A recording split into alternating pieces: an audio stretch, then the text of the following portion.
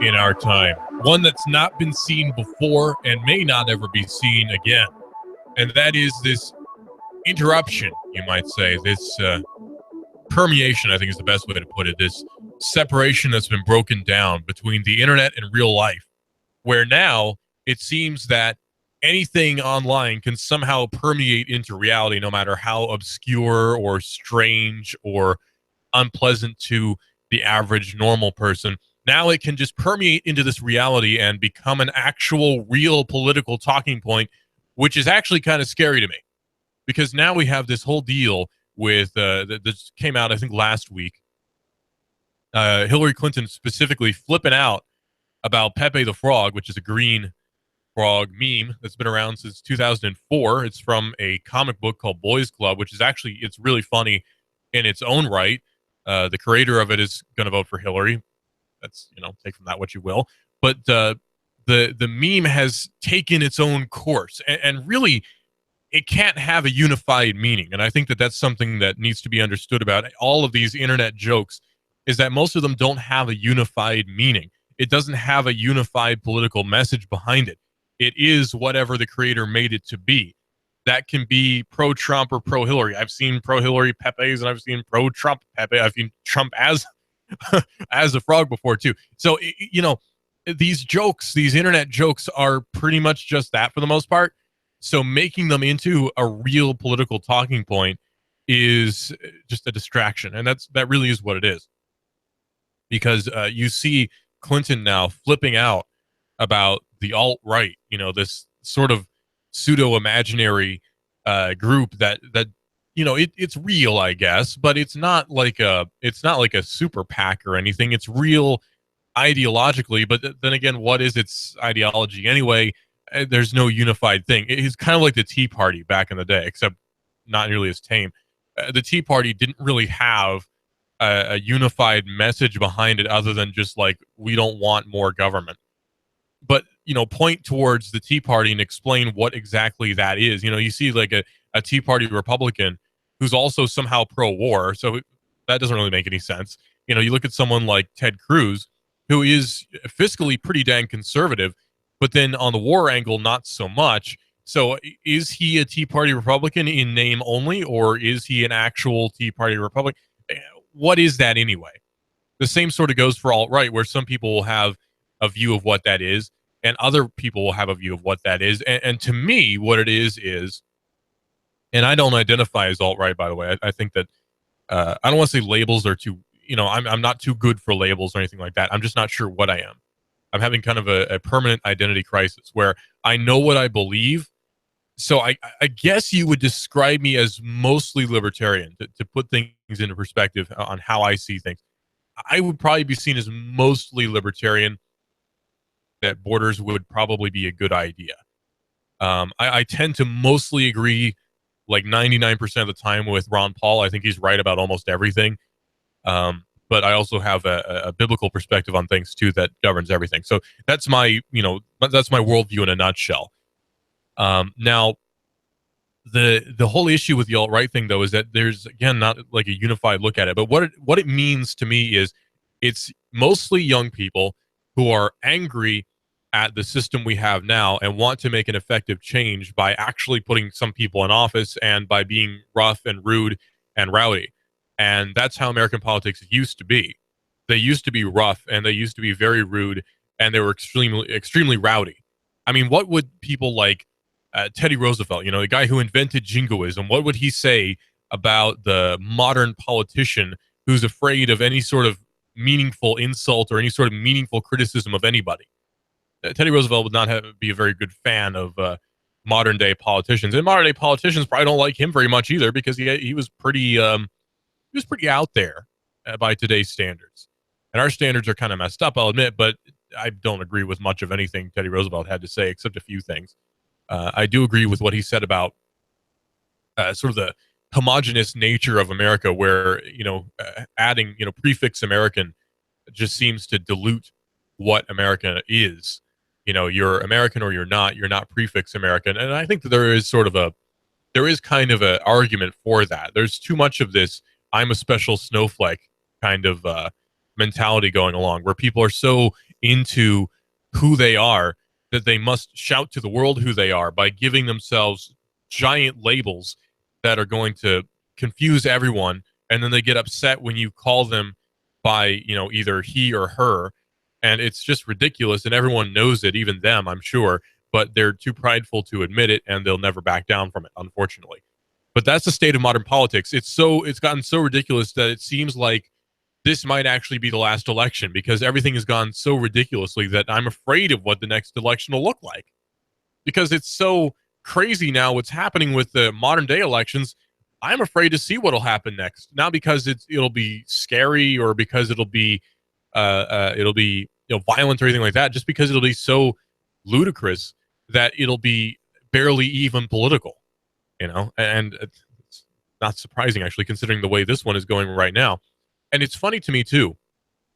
I want to get political and then get off of it real quick here, and I want to talk about Clinton's emails because more details have come out. And this is right before the big debate, by the way.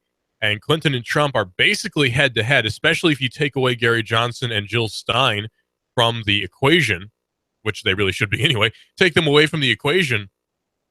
They're basically even right now. So it's sort of a coin toss, which is actually how a lot of the primaries were decided. Coin tosses, go figure. But seriously, think about this for a second. The whole deal with this current election is a massive pivoting point. It's a difference in ideologies that I've not seen in my lifetime, what we have here right now. This is a massive shift in ideology, not going forwards, but it's actually kind of going backward, because Clinton is very representative of a lot of the old school mentality of Franklin Roosevelt. FDR reminds me a lot of Clinton in more ways than one, physically even, where there's these perceived physical weaknesses that might color the election, but also her view on country building, on state building, are very similar to FDR's. Now, I don't think she would be as good of a leader as FDR, and I don't think she'd be as well liked, but I think that her ideas are the evolution of what FDR has. And Trump is coming in as sort of the neo-Reagan. I mean, he's even using Reagan's slogan. Don't forget, Make America Great Again is actually Reagan's slogan. There are old Reagan-Bush buttons that say, let's make America great again. That, if you want to pinpoint what he's talking about, I think Trump is referring to the early 80s. I think that he is referring to that era of prosperity that we've kind of lost now in the 2010s. Or maybe it's just we're all so prosperous that we don't know how prosperous we are compared to the third world. Maybe that's it. But really, when you look at the 80s compared to today, the 80s seemed so much more, not decadent, but they seemed so much just better in almost every way compared to the 2010s, especially culturally. It seemed like people were cooler with each other back then, but that's just not a thing now. And it's kind of weird. But I think that is what, if you want to pinpoint what Make America Great Again means, it seems like it's harkening back to the Reagan era. Now, what was Reagan referring to with Make America Great Again? I have no idea. What could have possibly been good before the 80s? I'm not sure, because the 40s were pretty awful. The 50s were, they were okay. The 60s were a time of upheaval. The 70s were all right, but economically they were terrible. So I guess you want to go all the way back to the 1700s, which I'd be okay with if we could keep the present day technology. So that's the state of politics right now. It's a whole big mess, and memes are becoming reality, it seems, and they're constantly permeating into actual existence. Washington Post, I believe, had an article the other day about more, those evil alt-right racist Nazi Pepes and all these sorts of things. And it's like, come on, man. Like, is that worth talking about in a newspaper? It freaks me out, to be quite honest with you, to see stuff that I've seen posted on image boards, all day and all night in a real, honest to goodness, somewhat accredited newspaper. That's like if the Times Free Press started posting articles about, Tim and Eric or something. It's just, it shouldn't happen. It's like if the Times Free Press suddenly had an article about, this guy named Sam Hyde who's constantly being called a terrorist. That would just blow my mind if that happened. But it could, actually, the way things are going. But I want to get into some hard news. I just want to sort of, I'm not apologizing for it, but I want to kind of brush up against that weird state of politics that we're in right now, because it is very technological. It has everything to do with technology. This current election, the way it's running right now, Clinton would probably win it by a landslide if this were the 80s, or if this were the 90s without the current technology, because Clinton would be the safe bet. That's the thing with Trump. He's not the safe bet, as in he's not the no risk bet. But with Clinton, especially if you're more liberal leaning, Clinton is basically the more of the same bet. She's going to be basically Obama all over again, except a little bit worse, from my perspective, a little bit worse. And she makes Obama look pretty okay. She makes Obama look like a dude you can hang out with, and I think he honestly is kind of a guy you can hang out with. But the whole, just the idea of this agenda that we're currently on, curving into this sort of not neoliberal, but sort of SJW curve that we're on, and taking that to the next step, I'm afraid of what that might be.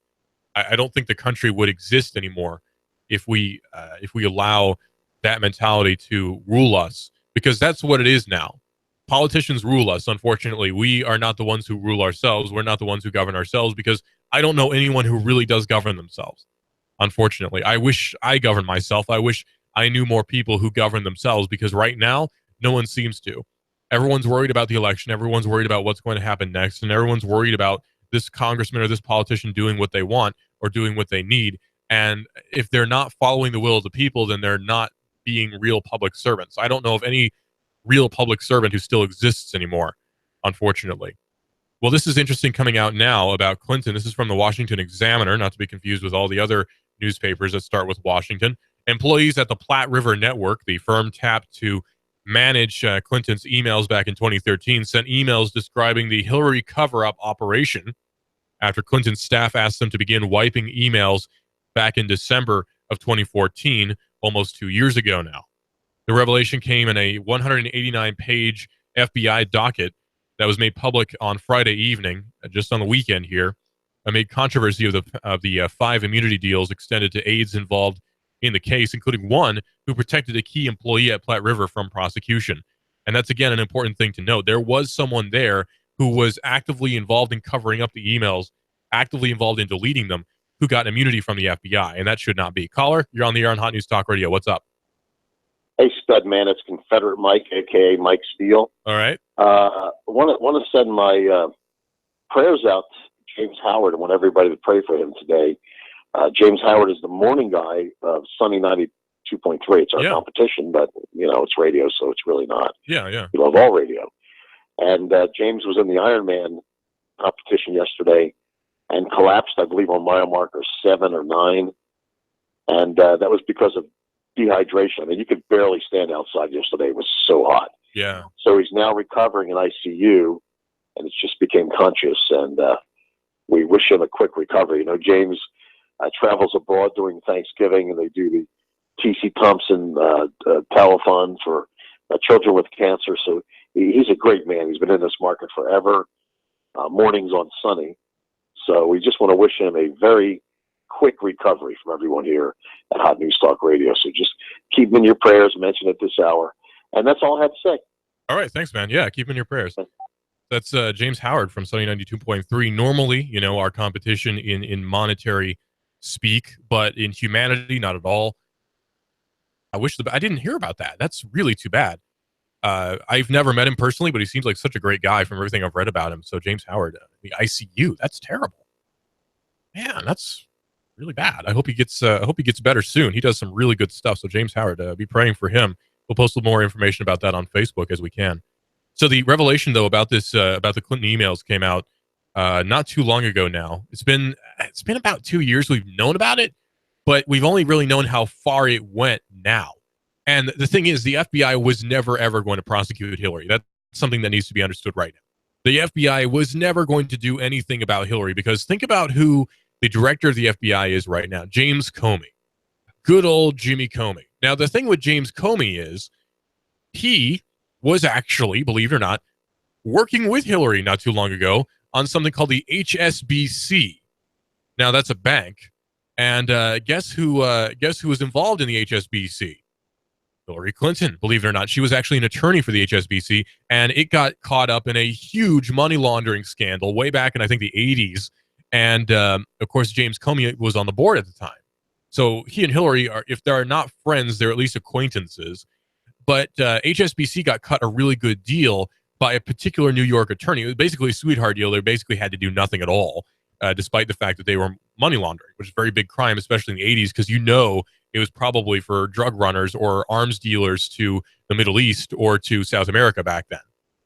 But they got cut a sweet deal and nothing happened. But guess who that attorney was? Loretta Lynch. Yeah. Now, I might have the brake lines cut on my car, and I might fly off the highway and explode after committing suicide by shooting myself in the back of the head 5 times with a Desert Eagle 50 Action Express that I don't actually own. That could very well happen. So let's get that information out there, let it rattle around in your noggin, and we'll kind of move on from that, because it's very interesting. You should look into HSBC, look that up, HSBC and Clinton. Big thing behind that, with what she may or may not have done regarding the Clinton Foundation to separate herself from this whole debacle of the email scandal. In fact, if you go to clintonfoundation.org, you can find an article that they've written about HSBC, which says they have a very close relationship. So HSBC, all banks are giving money to all sorts of different monetary funds and things about, green energy and saving the kids in Africa, worthy causes, sure. But it goes further than that, because a lot of it really is actually money laundering, especially if you look at Haiti, where, tons and tons and tons of money got dumped into Haiti that didn't actually end up going towards helping the poor people in Haiti who had just suffered a big tornado, tsunami, hurricane deal where their whole country was basically turned up on end. And Haiti is I don't know if I want to word this correctly, but Haiti is a very respectable country, or, was. Stop. Haiti had a lot going for it. Haiti had gold mines that were owned by Haitians. That's a very big deal. Haiti had oil. Haiti has a lot of oil that was previously owned by Haiti. No other country had rights to sell that oil. Haiti could have been the next Cuba, not in terms of politics, but in terms of prosperity. Think about Cuba in the 60s. That could have, or the 50s, that could have been Haiti. But unfortunately, it wasn't. Haiti could be like rich Jamaica. But that didn't happen because the Clintons and the Rodhams screwed them over. And look into it. It's very, very interesting. I saw an interview with a man who claimed to have been the president of the Senate. Now, that's different from the president of the country. Think of it like the Secretary of State, or think of it like the Speaker of the House. That's more accurate, probably. More like the Vice President, who's technically the President of the Senate, I believe. He was talking about how the Clintons and the Rodhams just totally screwed over Haiti, and it's very interesting stuff. HSBC, in case you're wondering, by the way, stands for the Hong Kong and Shanghai Bank.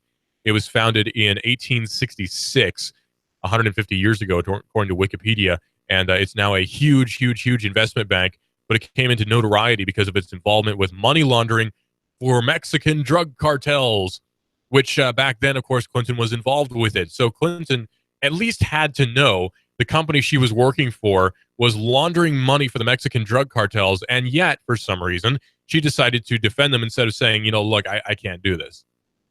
It seems kind of interesting. And I know, attorneys do really dirty things all the time because it's their job. I understand that. But it doesn't look too good if you try to run for president. Now, on paper, is she qualified? That's another big question. On paper, yeah. That's the thing. Clinton is the most qualified presidential candidate I've ever seen, aside from Bush Sr., in terms of on-paper qualifications, right? Like, in terms of positions she's had, managerial managerial expertise and experience. There we go. She's been in the White House as a first lady. She's been intimate with the runnings of the White House. She knows people. She was a first lady of a state as well. So in terms of like on paper, yeah, she's very qualified. Just like Bush Sr. was very qualified. He was vice president. He was director of the CIA. You can't get much more qualified than that. But on paper, yeah. But in personality, I don't think so. She seems too cunning, too volatile. She's very intelligent, but she's kind of dirty. It seems like everything she does is for personal gain and personal gain only. And somehow people are being duped into following her. I understand totally not liking Trump because I'm on the fence about him myself. But I don't understand backing Hillary. Is it just by nature of wanting to seem politically correct with all your friends, or is it because you really do like her? I'm not sure how anyone could genuinely support her, but I don't know. Maybe I'm looking through rose-colored glasses at things. Not sure. This is Binary here on Hot News Talk Radio, AM 1240, hotnewstalkradio.com. I promise we're going to talk more about technology in a few minutes here on Hot News Talk Radio, AM 1240, hotnewstalkradio.com.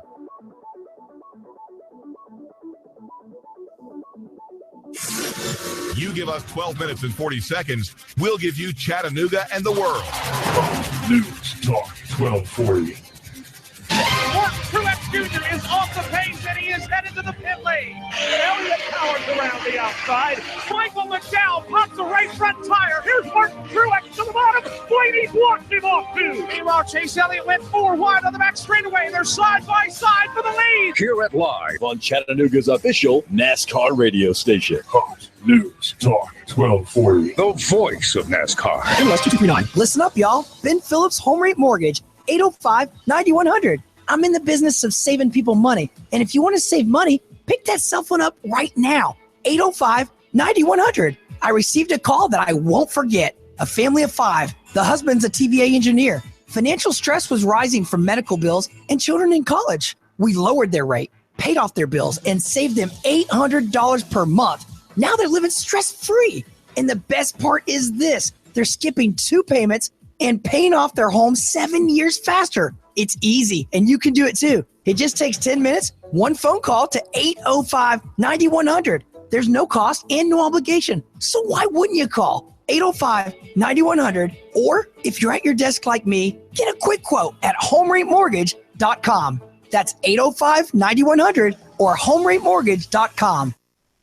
Whole body vibration really works for weight loss, pain relief, circulation, and building bone density. Go to Lily's as seen on TV and talk to Dottie at the Gun Barrel Road store and Robert at the 153 Hickson location. 10 minutes equals 1 hour walking. It really works.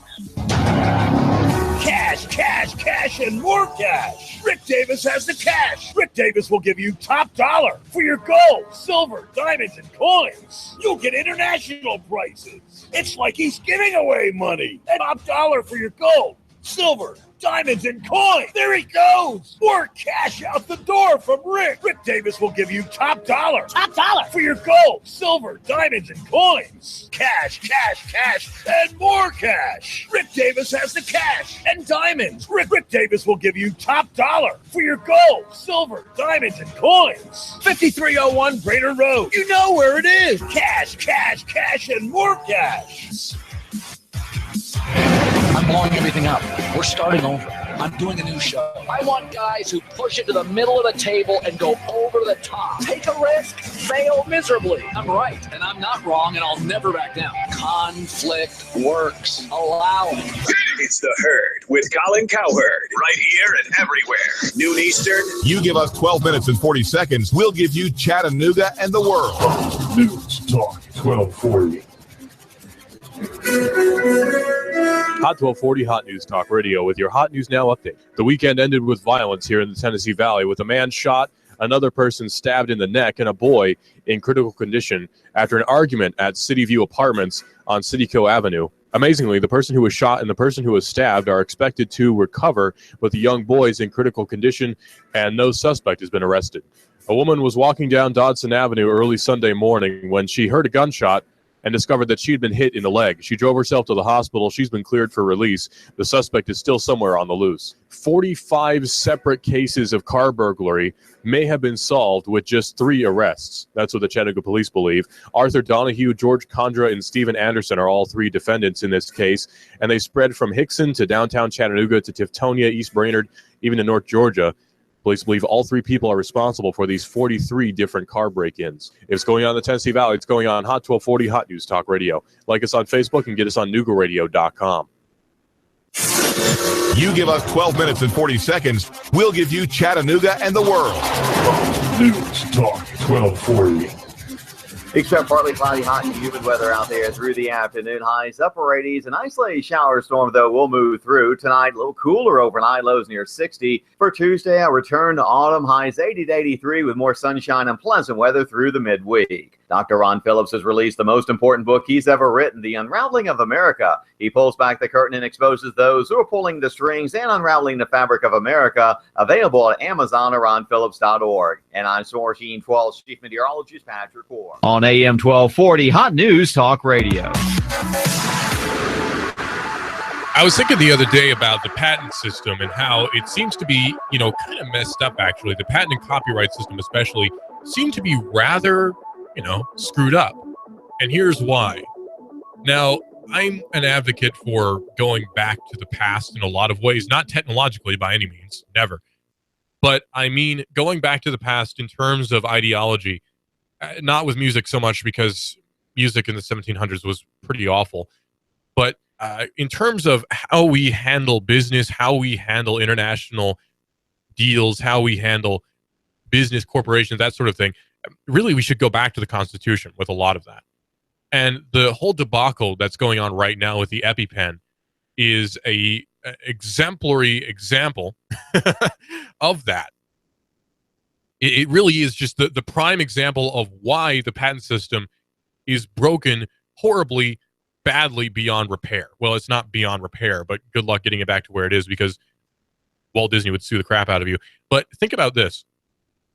Think about it. Back in the day, the patent system was only supposed to last like 2 years. I believe it was 2 years was the maximum time that you were allowed. It was called an exclusivity period, during which you could recoup your losses for R&D, and you could sell it and make a profit for a while.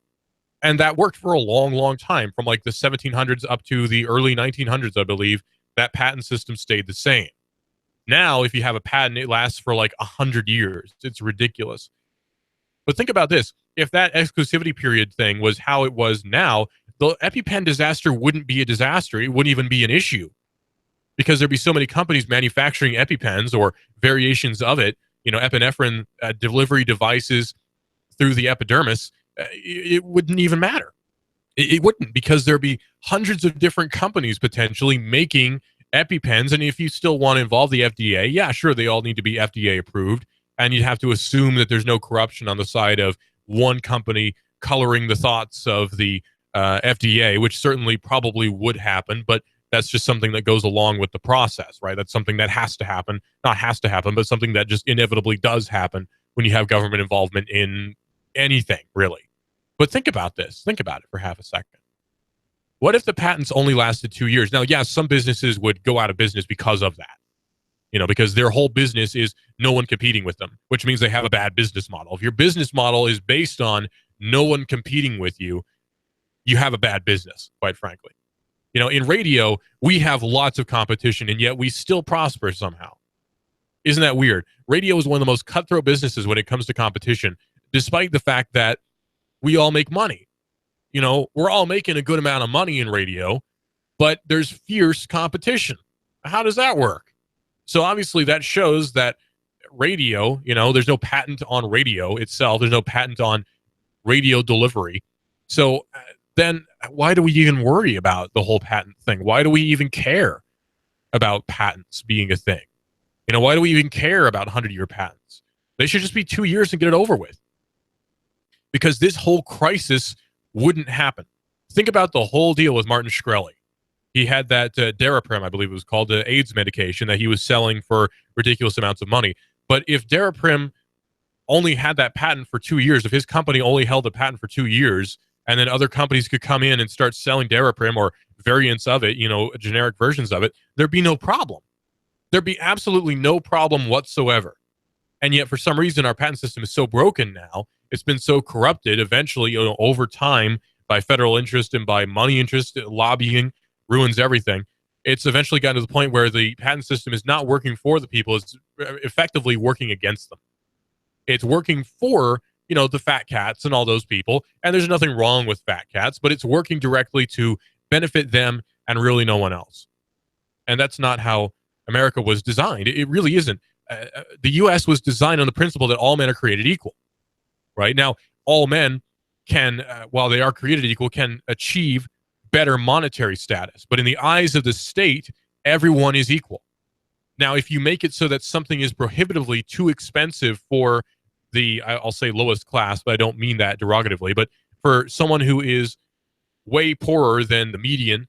You know, if you make something prohibitively too expensive, and then you have something that's effectively designed for rich people only in the state, you've ruined the whole concept of the U.S. You really have. You've ruined it. You've ruined it beyond repair now.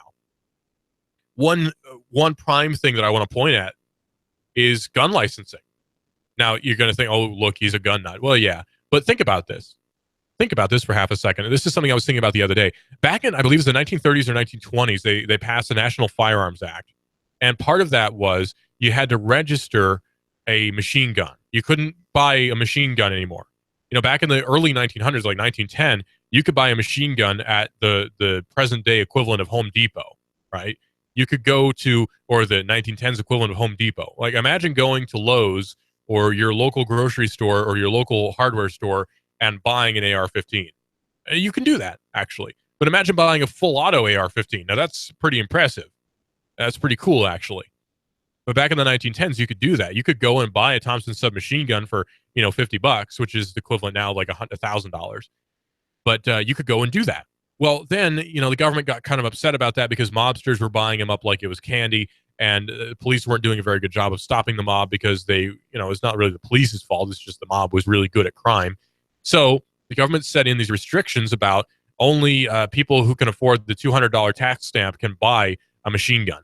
So now a machine gun today, and back then especially, was prohibitively expensive because that's $200 in, say, 1930, just as an example. Actually, when was the NFA passed?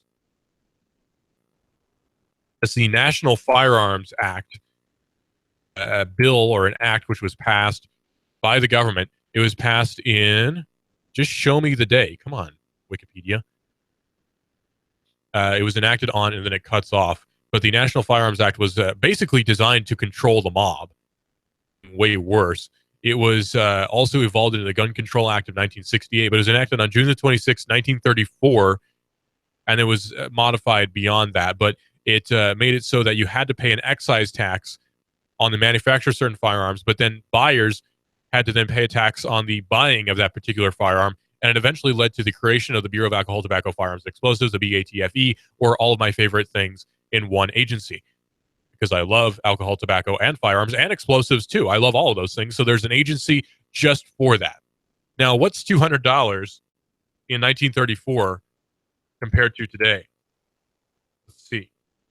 I can look that up on my fancy schmancy computer in front of me. Inflation calculator. Find the U.S. dollar's value from 1913 to 2016. In 1934, let's say you're Joe Schmo and you live on a farm with lots of property and you want to buy yourself a machine gun because why not? 1934, 2016, we'll add a zero to that, $200 tax stamp, calculate, that is $3,594.82. So if the National Firearms Act was designed to follow inflation, you would have to pay $3,594.82 plus $1,000 or so for your fully automatic gun. That's $4,594.82 that you now have to pay to buy a fully automatic weapon. That's prohibitively expensive, and it's obviously designed by the government to be that way too. And I'm talking modern day money terms, but that is the equivalent wealth, the equivalent value of what it was back then. That's crazy. It shouldn't have happened, but it did. And it's obvious government control over supply and demand, and it's government control over the people too, because it's monetary control, and that's the worst kind. It really is. Inflation is a form of theft as well when you think about it. What if you're someone who goes in a time machine, right? You put, say, $100,000 in the bank in 1910. That's a crazy amount of money. And you go into future, you go to the year 2016, your $100,000 can barely buy a house. It can buy a not very good house. That's it. $100,000 back in 1910 could buy you the world, it seemed like. You could buy a whole town for that much, maybe. You could start your own oil company with that much. But no. Nowadays, $100,000, that's basically nothing. Inflation is the worst kind of theft because it's stealing from you every second of every day. It's theft. There's no way around it. And unfortunately, you have people in government especially who defend it because they don't care.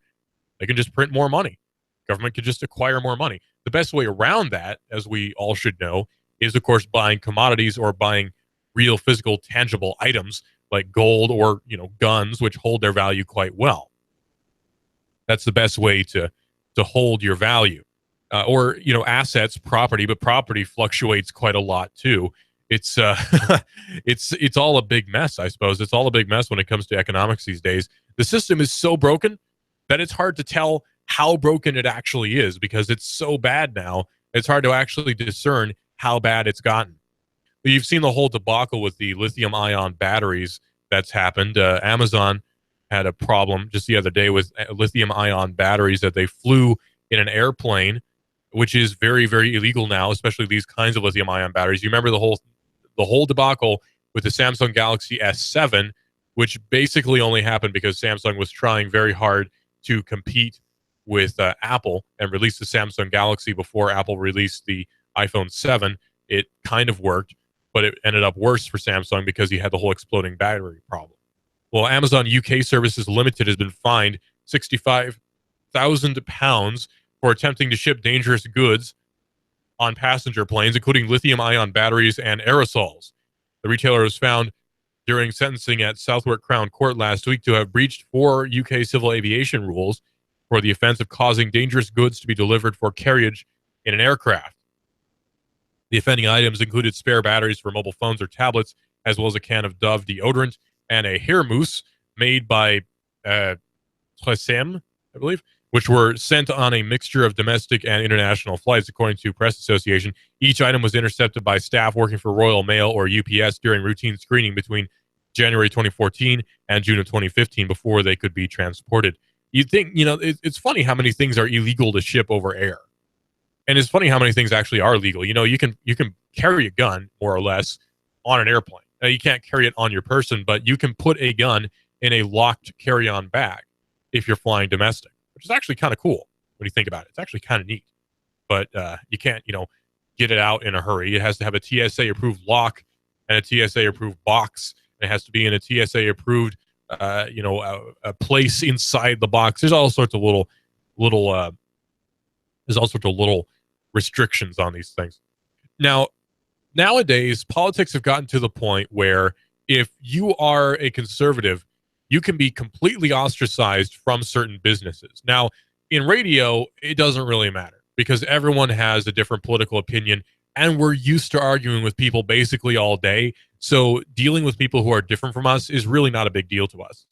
In radio, we're very tolerant, believe it or not, because we're used to having to deal with people who think differently from us. And we're appreciative of people who are willing to argue their point passionately. In radio, we're used to that. It's something that we do every day, and it's something we'll continue to do for the rest of our lives, probably, because we've been infected by that radio bug. But that's just how she goes. Now, the thing is, the tech industry is kind of full of a bunch of whiny crybabies, and a lot of them get very mad when you think differently from status quo or from the politically correct social justice warrior stance. If you happen to differ from that just a little bit and shunned by people who otherwise have no reason to care about what you think, especially with a business, who cares what the business owner thinks about things? Like what if it turned out, and this is, okay, I'll invent a company because I don't want to slander anyone or make anyone look bad. So let's say that business A is a big seller of groceries, okay? It's a major grocery store chain. The CEO of grocery store A is like, he's a, it could be a neo-Nazi even. Does that really matter? It kind of doesn't, because he's not going out and murdering people. He's not spreading his ideology amongst his peers because everyone's just going to think he's nuts. He's not going to, actually start up a National Socialist commune somewhere. It doesn't really matter what he thinks. He provides a good service. Who cares? Now, it's your free market right, of course, to shop from who you will. And that's totally up to you. That's totally cool. And there's no one trying to stop you from doing that. You can do business with whomever you please for any reason you want in a true free market. But I'm not combating that right. I'm not at all. You can do whatever you want. But I am sort of combating the mentality behind a lot of the moves people have been making. I have friends who are straight up red commies, and I don't really care. Because, they can be red commies if they want to be. You can be an anarchist if you want to be. You can be alt-right if you want to be. You can be total, neoliberal if you want to be. You can be conservative Republican. You can be whatever you want. It doesn't really matter to me. You know, there are certain ideologies that I will not tolerate, like, say, abortion is something that I can't stand, and it is obviously murder. And anyone who would deny that obviously doesn't understand life, because, you know, liberals are much more likely to give rights to animals before they will unborn children. Go figure. But Oculus co-founder Palmer Luckey is now apologizing, which I don't think he should. He's apologizing for the impact, he says, my actions have made on having the VR community, or sorry, the impact my actions are having on the VR community, he says, even as he seeks to minimize his support for a pro-Trump political group and push back against reports that he was behind some of the group's controversial online posts. And again, you can do business with whoever you want, but why does it matter, dude? Like, yeah, he's pro-Trump, so, you know, like, he's a political candidate. Trump is running for president. He's got a 53% approval rating right now, or something like that. I think it's 49, actually. I mean, he's neck and neck with Clinton. And if you take out the third parties, he's winning. So why is it surprising you'll run across someone who supports him? You know, people go on about this whole, like, Trump is literally Hitler thing. I don't get it. You know, I mean, yeah, he said some inflammatory stuff. There's no one denying that. Even he accepts that. He says inflammatory stuff all the time. But you know what? That's life. People say inflammatory things, believe it or not. You know, I just get so tired of people who flip out over the dumbest stuff. Like, you know, you can say what you want. You know, you can be controversial all day. You can say things that make people uncomfortable, and that's your right to do so. Now, it's also your right to disassociate yourself from anyone you want to, and that's fine. But again, the mentality there seems so childish to me. I'm not saying you can't do it. You know, you can do whatever you want. I'm sort of challenging this mentality, though, because it seems kind of ridiculous. In a public Facebook post he made last night, Luckey confirmed early reports, this is last night, that he donated $10,000 to Nimble America, the self-described, I can't actually say what it is because it's a swear word. It's a meme-making group behind controversial the Donald subreddit. Well, he says he has no plans to donate more. He says he thought the group had fresh ideas on how to communicate with young voters through the use of several billboards. That includes one such billboard in Pittsburgh area that called Hillary Clinton too big to jail, according to reports. And, you know, that's clever. And you can go for whatever political action committee. You can donate whatever amount of money you want to any political campaign. And, yeah, people can cease doing business with you. But is it worth risking that amount of money just because you don't like somebody? It seems kind of silly. You know, it seems kind of ridiculous. You know, people can do whatever the heck they want. Now, we at Hot News Talk Radio made some controversial decisions about that, by the way. Like, we're not carrying 49ers games because Colin Kaepernick's being a big whiny crybaby. But that's our decision, and, you know, that's the decision of management here. They can do whatever the heck they want. And I understand that position. But that one's a little bit different, I will say. That one's a little bit different because it's not a political stance that is inherently disrespectful, that is supporting Donald Trump. Like supporting Donald Trump is not a inherently racist thing to do, right? Like, or it's not inherently anti-troop or anti-American or really anti-anything. It's not anything. But for some reason, you know, we act like, and so many people act like, if you're a Trump supporter or you like Trump, you're basically liking the next Hitler. And that doesn't seem particularly accurate to me. And honestly, if I look at the data, right, if you look at who's doing what, it seems like Clinton's a lot more likely to be the next Hitler than like anyone else, just based on how she operates. You know, that cult of personality she has around her is a lot less challenging than Trump's. You know, people are willing to challenge Trump, even his friends. But if you challenge Clinton, you're fired, which is ironic, I guess. But it's all, you know, it's all a big sham. I think politics are all a big sham in a lot of ways. But I don't know, man. This guy supports a Trump. A guy supports Trump.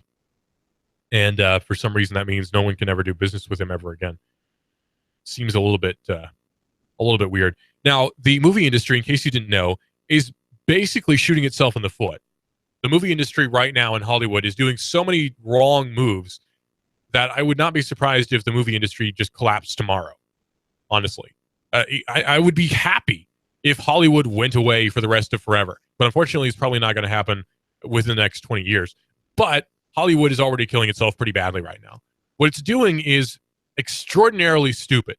People in Hollywood are putting out movies that no one wants to see, and they don't seem to get the trend. You know, they're putting out movies that no one really wants to actually go and watch. You know, as an example, I went to see the Jason Bourne movie.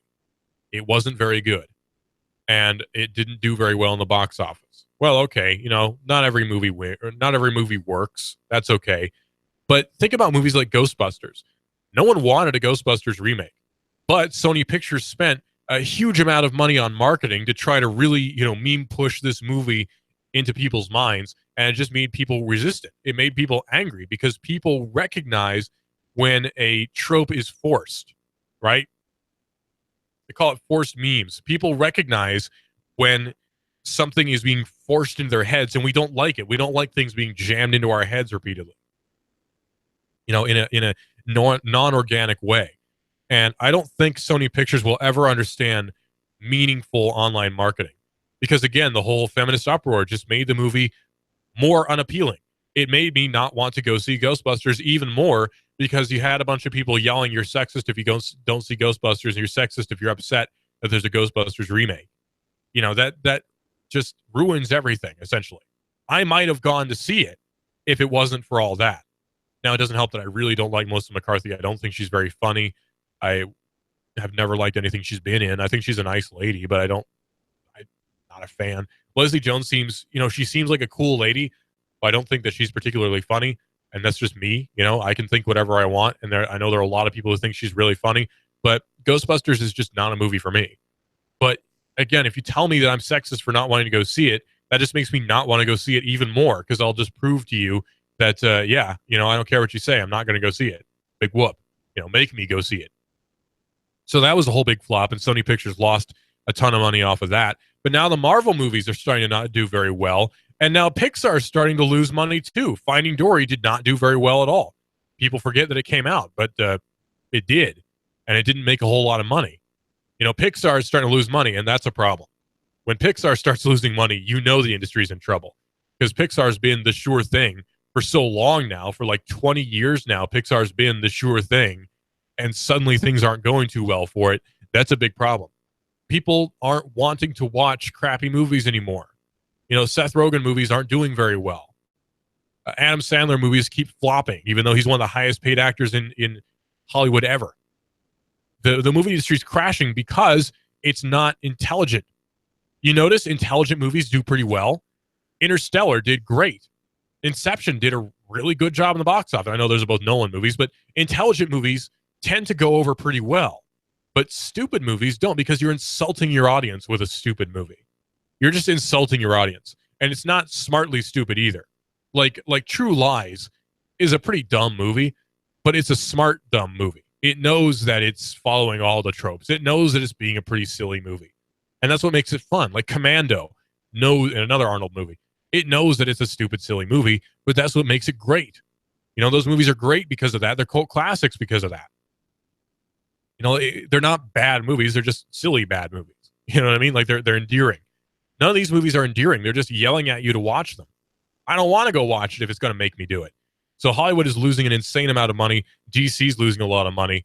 And I hope this is a continuing trend, because I really want Hollywood to crash and burn, because they've not come out with really much of anything worthwhile in a long, long time.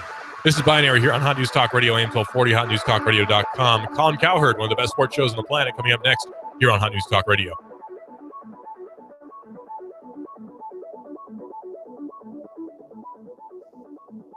Hot News Talk 1240. AM 1240 Hot News Talk Radio, with your chance to win $124 in cash and $124 in food every week with the Hot News Talk Radio 1, 2, 3 NASCAR contest. Hot News Talk 1240. All you have to do is guess who's going to be first, second, and third place in the upcoming NASCAR Sprint Cup race. If you guess it, you'll hear your name live Monday morning at 11:30. Then call AM 1240 Hot News Talk Radio to win. Enter your guess right now at Rick Davis Gold and Diamonds, 5301 Brainerd Road, Chattanooga. Diesel Off-Road Technology Sonny Daisy for your four-wheel drive and truck needs. Stuff and upholstery with premium rubber foam. Amigos Mexican Restaurant next to Staples and Hickson. Drink specials during the race. Cell Surgeon, the Broken Screen Doc. And Shooter's Supply, 4824 Hickson Pike in Hickson. Hot News Talk 1240. Enter your guesses now and listen to the race live to win $124 in cash and $124 in food from Chattanooga's official NASCAR radio station. Hot News Talk 1240. I love NASCAR. Rubber's tough, but foam rubber is soft. Foam rubber is the star at Stuff It Upholstery, which uses it to revive your couch, your embarrassing easy chair, your boat seat cushions. Stuff It Foam Rubber in Hickson covers Chattanooga and surrounding areas. Don't throw out that favorite easy chair that's grown haggard and barbaric. New life for your seat cushions. Premium auto-grade rubber foam for your restaurant, church, or business. Stuff It Upholstery brings comfort and relief. Go ahead, skid away from flat, dull, and droopy cushions. Relax, restore, revive. When comfort matters, stuff it. Mention Monica Lewinsky. Get 10 cents off on the dollar. 877-1616. That's 877-1616. Shooter Supply. Any A-frame. 20% off. 10% off. 5% off. Everything in the store's on sale. 5, 10, 20. September sales days. Shooter Supply. Handguns, carry permit classes, ammo and gear. You get 5% off of firearms, 10% off of ammo and gear, 20% off of all handgun carry permit classes. Shooter Supply. September sales days. But you gotta get here now. It's ending soon. Shooter Supply. Any A-frame. We're on Hickson Pike, right around the corner, right next to the Holiday Inn Express. Shooter Supply and Indoor Range. Shooters-range.com. Order online. Shooters-range.com. September sales days.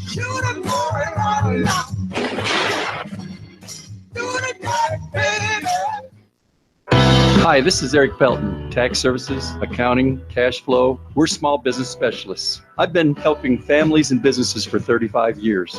E.J. Pelton & Company, 332-3339. We make life less taxing. You used to call me on my cell phone. When you crack your screen, mess up your charge port, you get soaked in a rainstorm, what do? Save money, save big, fix it, get surgery. There's a cell phone hospital near you. It's the Cell Surgeon. Adam Disbro, the man in white, he replaces your screen, fixes your buttons, gives you back Twitter, Facebook, your online universe. Walk-in patients go to Cell Surgeon in Ottawa. Cell Surgeon is new in Ottawa, next to Zaxby's. Other docs in the cell repair business are just lab coats. The doc at Cell Surgeon is the best. He wants you to be happy, fix your phone, save money, and save time. Every minute is valuable, and Cell Surgeon doesn't want to waste a second. Your wireless MD, the Cell Surgeon, quick and precise with your device. Takes an hour or less. Northgate Mall, Cell Surgeon next to Old Chicago Pizza, 900-8263, thecellsurgeon.com. Like him on Facebook. You used to call me on my... You used to. Finding just the right place to live can be a daunting task. Stop your search. In Chattanooga, the place to live is Cross Creek Villas for under $1,000 and available for immediate move-in. You can enjoy this 2-bedroom split layout, over 1,000 square feet, 9-foot ceilings, an extra large patio or balcony. And don't forget to ask about their preferred employer program. Cross Creek Villas is a gated community, offering a 24-hour fitness facility, a beautiful pool and hot tub, and Cross Creek Villas is pet-friendly. Stroll the pet park with your best friend and enjoy the free use of their business center and clubhouse. Plus, if you mentioned you heard this on the radio, your application fee is free. Cross Creek Villas, close to downtown off of Highway 58. Go to crosscreekchattanooga.com. That's crosscreekchattanooga.com or call 894-0446. That's 894-0446. You give us 12 minutes and 40 seconds, we'll give you Chattanooga and the world. WSDT Sunny Daisy, Chattanooga. Force every coach to stay at the Grand Belichick Hotel. They should create a hotel. There'd be no Bible, just a playbook. The TV would just show game film 24/7. You'd have a hoodie instead of a robe. A new day in the herd. Ladies and gentlemen. Ladies and gentlemen. Ladies and gentlemen. Ladies and gentlemen. You guys can laugh at me all you want. This is the herd. The herd. With Colin Cowherd. I'm setting the tone. This show on radio. This is the herd. Broadcasting live from Los Angeles. The herd with Colin Cowherd starts now. This is The Herd, wherever you may be and however you may be listening, live in Los Angeles on iHeartRadio, Fox Sports Radio, and FS1 for the next 3 hours. Christine Leahy joining me on a Monday, feeling better and recuperating from last week's issue she had physically. She is back and ready to go. Good morning. You know what? It's good to see you back in a casual shirt. I was watching you yesterday morning in that suit and tie. I'm not really a suit tie guy. I know. This just feels so much more you. Well, it does. We have a great show. Howie Long's on the show today, among others. So I got to start the show with this. When LeBron James was in Cleveland the first time, let's go LeBron James, first time in Cleveland. He was winning a ton of games, but he couldn't get past Boston. He couldn't get past Orlando. He couldn't get past Detroit. And it was shocking to me listening to fans and media who would say, like, he's not a closer, he's overrated, he's not very good. And Mike Francesa is a New York radio host. He and I were on the bandwagon. I would listen to a show in New York, and he would take call. And it's like, at one point, he's like, are you people stupid? Are you watching how good this guy is? So LeBron leaves Cleveland, and he actually now, for the last 6 years, has had, like, all-star level players with him. 6 finals in 6 years, 3 titles, won 70% of his games, and he's second in points per game. And I don't even think he's a great scorer. I think he's a great player. So we know that in golf and in skiing and in tennis and in boxing and UFC, you lose, it's on you. But we have history that in team sports, you can't do it alone. Ted Williams, no titles. Barry Bonds, no titles. Griffey, no titles. Dan Marino, no titles. Dan Fouts, no titles. We know this. We know this to be true. Stockton, Malone together, no titles. Barkley, no titles. So we have a history here that in team sports, you need help. It's obvious. And during the whole LeBron thing, I kept always saying, folks, are you out of your gourd? Think about this. Andrew Luck's record in the NFL. This is with, since he broke into the league, statistically the worst offensive line on average and the worst running game in the league. And I believe now a below-average coach and a below-average owner and a below-average GM. Since week 3, start at week 3 every year, he's 34-14 with an AFC championship. 34-14. He's LeBron. And you're turning into LeBron haters. Well, I mean, he can't win. If Andrew Luck was available on the open market, and that's a value of talent. You can think you're a